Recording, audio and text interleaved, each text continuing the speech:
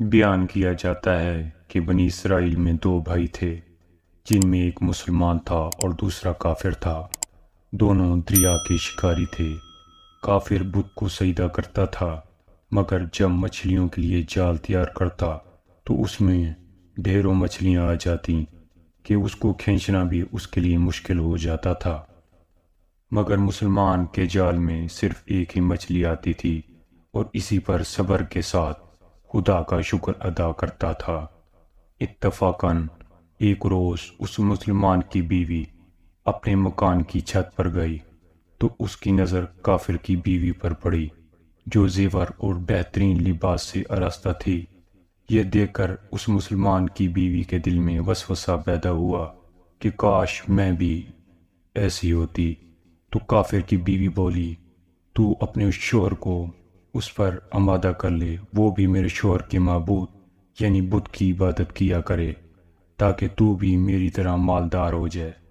یہ سن کر مسلمان بھائی کی بیوی کچھ غمزدہ سی ہو کر نیچے آئی، اور جب اس کا شوہر گھر آیا تو اس نے بیوی کا حال متغیر دیکھ کر دریافت کیا۔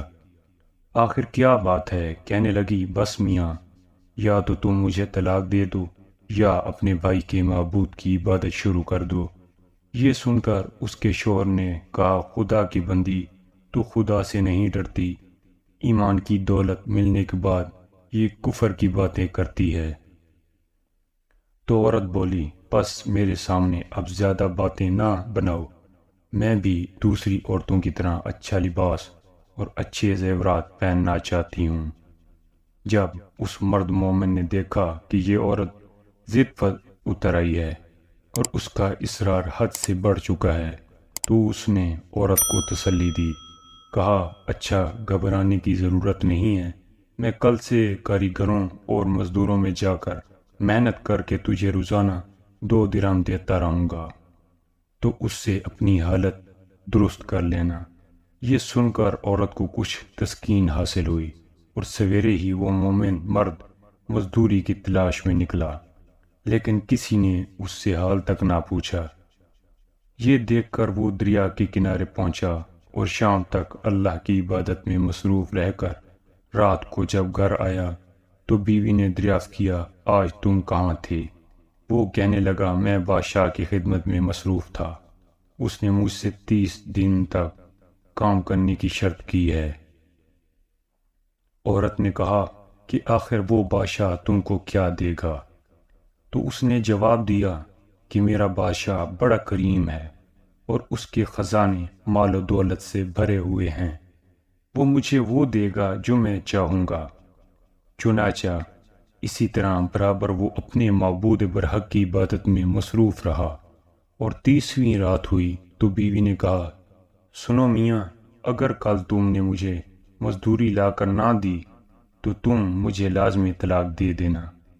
یہ سن کر اس کو اس قدر پریشانی لاحق ہوئی، اور 30ویں صبح کو اس نے ایک یہودی سے کہا، کیا تم مجھے مزدوری پر لگا لوگے؟ یہ سن کر یہودی کہنے لگا کہ ہاں، تم کو مزدوری تو مل جائے گی، لیکن شرط یہ ہے کہ میرے پاس تمہارے کھانے پینے کا کوئی انتظام نہ ہوگا۔ چنانچہ وہ مرد مومن روزے کی نیت کر کے یہودی کے ساتھ ہو لیا۔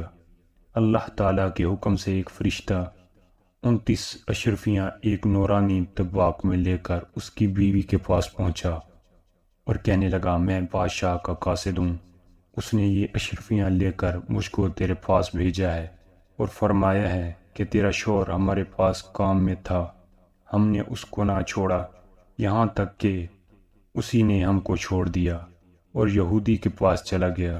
اگر وہ ہمارا کام کرتا تو ہم اس کو اور زیادہ اجرت دیتے، بس یہ ایک اشرفی کی کمی ہے، اسی وجہ سے ہے۔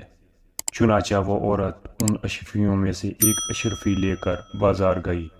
سونار نے اس کی 1000 قیمت عورت کے ہاتھ میں رکھ دی، اور جب شام کو وہ مومن مرد گھر واپس لوٹا تو عورت نے اس سے دریافت کیا، آج تم کہاں تھے؟ اس نے جواب دیا کہ آج میں ایک یہودی کے کام پر گیا ہوا تھا۔ تو بیوی کہنے لگی کہ آخر بادشاہ کی خدمت ترک کر کے تم دوسرے کی خدمت کیوں کرتے ہو؟ پھر اس کو اشرفیوں کا واقعہ سنایا، جس کو سن کر وہ مرد مومن روتے روتے بے ہوش ہو گیا، اور جب اس کو ہوش آیا تو بیوی سے کہنے لگا، افسوس کہ میں بادشاہ دو جہاں کی خدمت کا حق اپنے اوپر لازم نہ کیا۔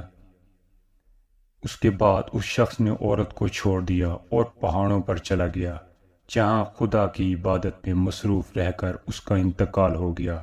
اللہ تعالیٰ اس پر اپنا رحم فرمائے، آمین۔